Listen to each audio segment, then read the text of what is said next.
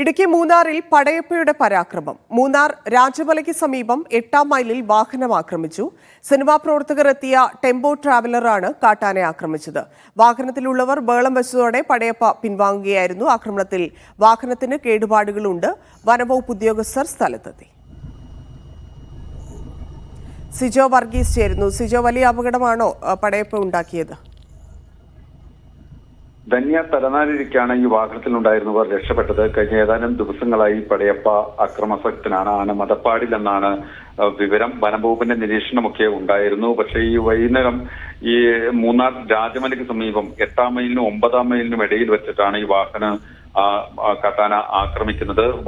റോഡിൽ പടയപ്പ നിലയുറപ്പിച്ചിരിക്കുകയായിരുന്നു. അതുവഴി വാഹനത്തിന് നേരെ പടയപ്പ തിരിയുകയായിരുന്നു. വാഹനം പുറകോട്ട് മാറ്റി ഒതുക്കി നിർത്താനുള്ള ശ്രമം നടത്തിയെങ്കിലും ആന അതിനു മുമ്പിൽ എത്തി വാഹനത്തിന്റെ മുൻഭാഗത്തെ ഗ്ലാസും ഒപ്പം തന്നെ ബോണറ്റും തകർക്കുകയായിരുന്നു. വാഹനത്തിൽ ഉണ്ടായിരുന്ന ആളുകൾ ബഹളം വെച്ചതോടെ പടയപ്പ പിൻവാങ്ങുകയും ചെയ്തിട്ടുണ്ട്. വിവരമറിഞ്ഞ് വനംവകുപ്പ് ഉദ്യോഗസ്ഥർ സ്ഥലത്ത് എത്തി ആനയെ തുരത്തിയിട്ടുണ്ട്. എന്തായാലും വീണ്ടും അക്രമം ഉണ്ടാകാനുള്ള ഒരു സാധ്യതയുള്ളതിനാൽ വനംവകുപ്പിന്റെ നിരീക്ഷണത്തിലാണ് ഇപ്പോഴും പടയപ്പയുള്ളത്.